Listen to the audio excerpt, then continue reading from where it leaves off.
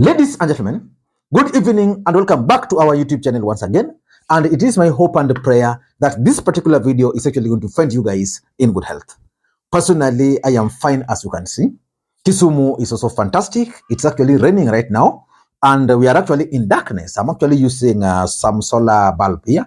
Let me know whether the quality of that bulb is good so that I can invest in a few of them. And maybe you could also let me know where you're watching this particular video from and whether it's also raining down there. Ladies and gentlemen, William Ruto is a very busy man of late. And personally, I've been wondering when the president is actually sitting down to perform his functions as the head of state. If you've been following the politics of this country very closely, since William Ruto took over, he embarked on nationwide prayer rallies. Those prayer rallies ended. Then he began the development tours per county, and I think he's coming to Nyanza next. He's been in coastal region. He's been in Mount Kenya. William Ruto has been in Kisii severally. He's been in Luya Nation. Ukambani, not yet, but I'm told he's supposed to come to Nyanza. And of course, number two, William Ruto just this week, yesterday actually, visited UDA party headquarters. Why do you think William Ruto visited UDA party headquarters? Because in politics, nothing happens out of mere coincidence. So I want you to stay here because that's going to be my next video. So if you're interested in that video, it's coming up. And just the other day, William Ruto launched UDA offices in Nyeri. And the Kenyans were like, why would a president start campaigning early enough? But mapema ndio best. And today, William Ruto met with ODM rebel MPs. These ODM rebel MPs were actually expelled from ODM party over their association with William Ruto just the other day.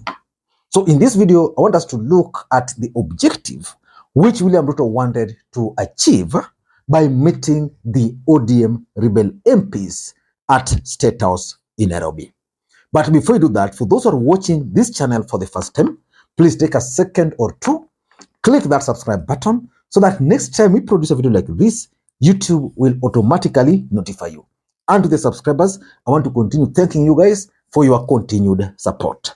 Because without that support, this channel cannot be where it is. Ladies and gentlemen, without any further ado, allow me to dive in. And let me ask you this question. What is your opinion, honest one, about the four or five rebel ODM MPs who were kicked or expelled from the party? Do you think they can make a comeback? There's Omondi, there's Lesho Diambo, there is Felix Odur Jalango, there is Tomo Jenda. Do you think they can make political comeback? And of course, Ochanda. Do you think they can make a comeback? For me, their chances of making it back to parliament, just like I explained, is almost zero because they're viewed now as betrayers in Lowland or Andoke, for that matter, who conned the voters. But someone like Jalango, and I did a separate video for Jalango, probably he might come back. William Ruto has been telling them, and of course UDA supporters, that if you want to succeed in politics, just get that ODM letter. And I sat down and figured out from Nyanza how many people have received that letter and have succeeded. And I've also asked myself, between this group of people and Rafael Tojo, who would have succeeded? If Tojo failed, politically speaking, in challenging ODM to an extent that he had now to support Raila Odinga again, there is no way these members of parliament are going to succeed. But why do you think they met with William Samoei Arap Ruto? The meeting was for the following reasons. Number one, they went to discuss emerging issues after the expulsion from ODM party. You know, this guys started working with Ruto. They made it public. People like Omondi went outside there and told everybody that for them, they no longer have interest in ODM party. And if anybody thought that the ODM will, they cannot win through ODM, you know, let's just face it. These 7 ODM rebel MPs can no longer advocate anything good for ODM party. For example, I'm not sure whether my friend Mark Nyamita in Uriri can organize an ODM event in Uriri to promote Raila Odinga or to promote ODM as a party. I'm also not sure whether Omondi can actually go to his constituency and advocate for ODM and Raila Odinga. They cannot, which means they've already left. So the decision to expel them, probably Raila Odinga also wanted to achieve certain objectives. But now, what next after the expulsion? In my view, they went to Ruto to help them, because there are two issues here. The first issue is the court issue. The second issue is the by-election. How many of them are willing to face their electorate again through a by-election? Because that would have been the ideal situation.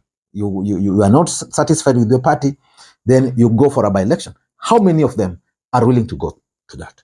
So I'm sure they sat down with Ruto and they figured out that, okay, for Karoli, you can't make a comeback. For Ojienda, maybe yes. For Jalango, maybe 50-50. So who is willing to resign?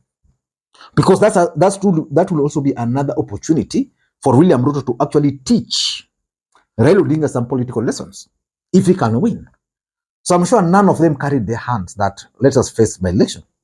So which means now the court process. The other day they got order blocking ODM from expelling them from the party. I'm not sure whether ODM's intention was to actually expel them from the party. The fact that they've been expelled from the word of mouth, Raila Odinga saying, I've expelled you, that was enough, because politics is about perception. Perceptionally, ODM supporters now believe that the 5 have been removed. So whether they are going to live to the expectation of their supporters that they seek fresh mandate is something which is questionable. They can't do that. But the emerging issue of the by-election, they want to avoid that. And of course, court case where Ruto, they expect Ruto to use the judiciary to help them. That's the way you've seen the Jubilee versus Sabina Chege case, how it's been handled by the court. That's exactly what they want. Number 2, William Ruto is supposed to visit Nyanza. And it's coming at a time when these members of parliament have actually been kicked out of the party. So if William Ruto is coming to visit Nyanza, which counties is he going to visit? Is he going to visit Kisumu, Siaya, Migori, Kisii, Amin? And if he's going to visit Nyanza, which specific constituencies? Or is his visit going to be confined to the specific constituencies where his supporters, where members of parliament have defected? That would be Game, Bondo, Uriri, Rongo, where else? Rongo, Suba, kwa Karoli huko, and maybe Kisumu County. So where will he visit? And how will that impact on the entire visit? Because William Ruto, as now the president of the Republic of Kenya, ideally is supposed to be the head of state, which means if he is coming to Nyanza, he cannot segregate that if you don't support me, then if a member of parliament doesn't support me, then I cannot come to your constituency. I'm aware that William Ruto is supposed to come to my constituency of Nyakach to launch some hospital in Nyabondo, which Uhuru Kenyatta actually constructed and is already operational. Yeah. So Adomo War is one of Raila Odinga's key allies. Will Ruto come, or will they now persuade him not to come? So that's number 2. Number 3, why these guys went there is the issue of development agenda for Nyanza. You know, when these guys went to visit Ruto, the only reason they gave was that they went to look for development. So the people have been asking them, where are the developments? And development are not issues, because those are a bit enlightened. They are asking these people, where are developments? Development you put in the budget. William Ruto read his budget, and there's nothing which was put there in that budget. So these MPs have been having a serious problem about the development which they said they were going to bring. So probably they want Ruto to come and make some roadside pronouncement, which for me I also think will not work well for them. And just like, for example, the other day, yesterday, Ojenda was on NTV, and he was challenged to show. And it was very clear that since he began working with Ruto, the road from Mamboleo to Moroni, going Mamboleo, going all the way to Miwani to Moroni, is not being constructed. No, that he can tell, that's a lie he can tell people who are not from Kisumu. The people who voted for him from Kisumu know so well that that road has been under construction ever since, and the work has been ongoing. Ruto has nothing to do with it. It's actually one of the handshake roads, which means if it won't be completed, they will carry the burden. They'll be accused of sabotaging that road as Kenya Kwanza, because Uhuru Kenyatta left that road when it was already being done. I think the road is, if you ask me, almost 40% done. Almost 40%. Yeah, as far as you know how road construction is normally hectic.